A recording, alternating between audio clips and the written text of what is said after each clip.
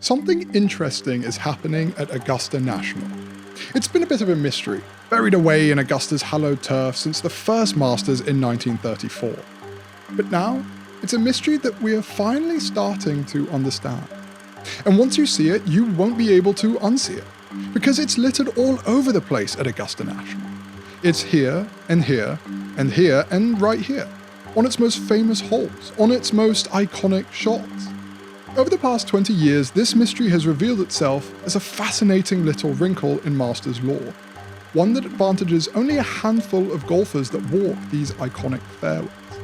That's because the game plan of modern tour pros has gotten more simple over the years.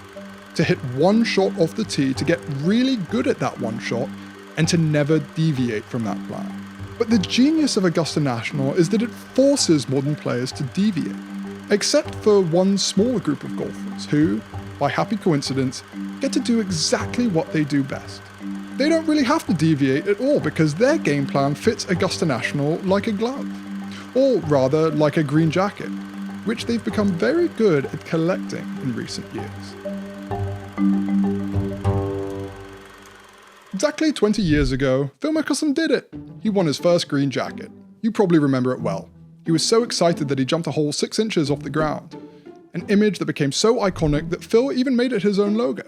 He was presented with a green jacket by Mike Weir, who a year earlier became the first left-hander to win the Masters.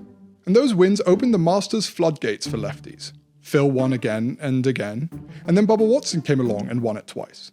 Then, in 2022, Anna Davis won the third ever Augusta National Women's Amateur at just 16 years old.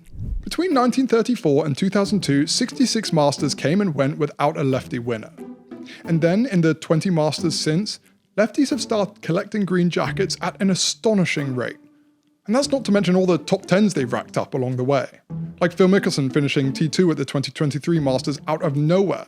It was his only top 10 finish all season. It's the latest in a recent trend. Since Mike Weir's 2003 win, lefties have won more green jackets than US Opens, British Opens, and PGA Championships combined. And they boast an incredible win rate compared to any other tournament in golf. Less than 10% of the tour are left-handers. There are only 4 lefties in the 2024 Masters field, and there have never been more than 6 lefties in any Masters field.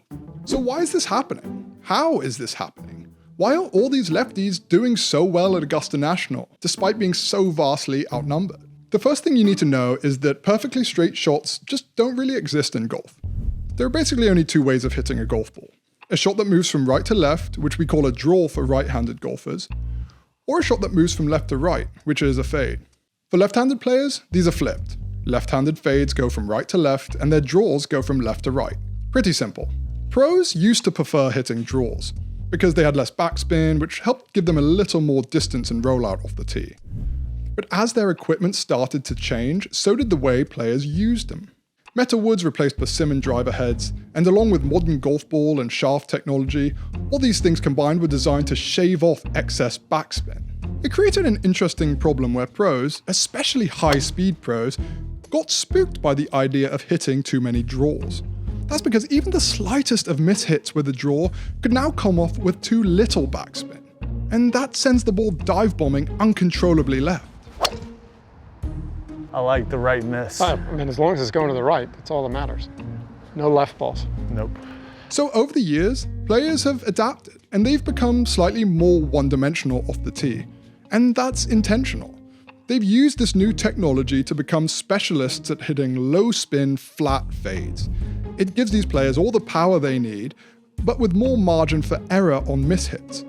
It's become a new go-to shot on tour, and one that a vast majority of pros hit almost exclusively off the tee. But then every year they get to Augusta National, which poses a peculiar problem. Because at Augusta there are lots of holes that look like this.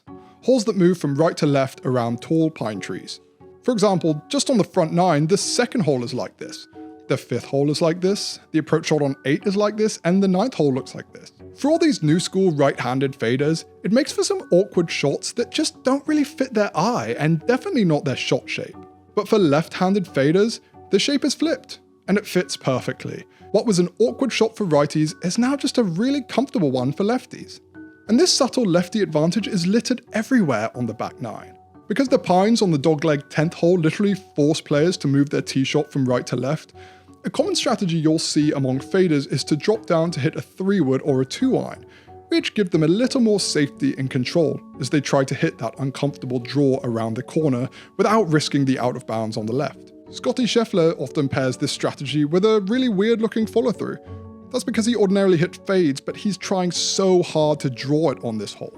But lefties, they can just step up and comfortably hit their normal driver with a fade. It results in a huge distance advantage. Last year, for instance, Mickelson hit his driver more than 30 yards past Brooks Koepka's 3-wood during the final round. That one difference gave Phil about a third of a shot advantage on the entire field, which is an entire stroke advantage over 4 rounds. So why don't right-handers just try to hit a draw? Well, because that's problematic in its own way, as Scott Fawcett, the founder of Decade Golf, explains. When Scheffler, they asked him, they said, on number 10, why don't you just try to draw the driver rather than dropping back to 3? And he goes, well, if I try to draw a driver there, my driver's fit for 2100 RPM at whatever launch and spin and everything. If I try to draw that driver, it's going to drop to 1600. It's a knuckleball that could go anywhere. But the driver is the only club in the bag that is fit for a shape. You don't sit in a driver fitting and do the 9-box drill. You just sit there and hit your shot. Something very similar happens on the 11th hole. On the approach shot, right-handers are sometimes afraid to risk hitting a fade that starts over water, so instead they end up trying to hit a dicey draw that moves towards the water. And often, you'll see them bail out to the right of the green. Lefties though, they can just aim straight at safety, hit their stock fade, and not have to worry too much about it. It's worth pointing out that 10 and 11 are a pretty crucial 2-hole stretch, because they're 2 of the most difficult holes on the back 9. Especially the 11th hole. None of these lefty winners have bogeyed these holes the year they won. 2 lefties have even won playoffs on these holes. You can see the lefty advantage on the 12th hole too. Righties often get drawn into trying to fade something towards the pin, which almost always ends badly. Lefties though, they can just aim straight at the pin, knowing that any mishit is going to be safe and on dry land. It's why Phil Mickelson has birdied this hole 2 of his 3 Masters wins, and Anna Davis was one of the few women who birdied it en route to her win as well. But as you play it over the years, you learn where you can be aggressive and where not to, and it's actually different for myself and Bubba than a right-handed player because of our shot dispersion and so forth. So if we aim over the bunker and we pull it a little bit, it goes longer right, and we can get to that back right pin. If we come out of it, it goes short left and still catches the green. And so 12 is a hole where we get aggressive. Bubba and I, we're thinking 2, and we're getting after wherever the pin is. Where as a right-handed player, where it sits opposite their shot dispersion, they've got to be a little bit more cautious on that shot. And so you can learn more about the intricacies of the 12th hole in our previous game plan video right here, by the way. The 13th hole, especially from the old forward tee, is perhaps the most awkward for right-handed faders. Lots of right-handers have to drop down to 3-wood on this par 5 to try to hit an uncomfortable draw around the corner. Tiger Woods hit 3-wood on this hole in 2001, 2002, and during his 2005 Masters win. But lefties, again, they can just hit their big power fade with a driver. Or, in the case of Bubba Watson, their big power slice.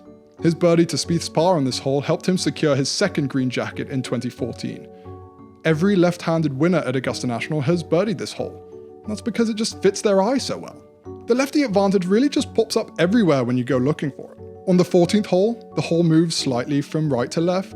Then on the 15th hole, the trees encroach on the left, and it's easy for right-handers to get blocked out on the left side if their stock fade doesn't fade enough. Whereas lefties, they have a relatively clear lane down the right side if that happens to them. And again on 16. Whereas a right-hander, again, may not want to aim a fade that starts at the water, they instead risk an overdraw as they try to chase this funnel pin. It was this kind of indecision that ended Xander Schauffele's hopes of the Masters in 2021. Again though, lefties, they can just float their easy fade all the way over dry land, right down the shape of the hole, and towards the slope that funnels neatly into the pin. Even on the 18th hole, which from this view has a tee shot that actually does favour the right-handed faders. But then it hits them with an approach shot that definitely does not. Think about where the pin is every Masters Sunday. Front left. Lefty faders, they can just aim at the middle of the green and see if their stock fade sneaks towards the pin. It's a really hard hole to birdie, but when you have a good look at it, it becomes a little easier. And that, after all, is how we got Phil Mickelson's iconic birdie putt in 2004. It's not that players can't hit draws off the tee, they definitely can. It's just that that's not really what's required in the modern game on a week-in, week-out basis. Finding one consistent shot shape, something you can depend on and turn to over and over again, that's what's required. But then every year, these tour players step back in time, through the gates of Augusta National, into an old school world of history and tradition, where new school strategies just no longer work quite as well. They're into a world where, in the end, it's the most coincidental of quirks and the slightest strokes of luck which elevate one player above the rest.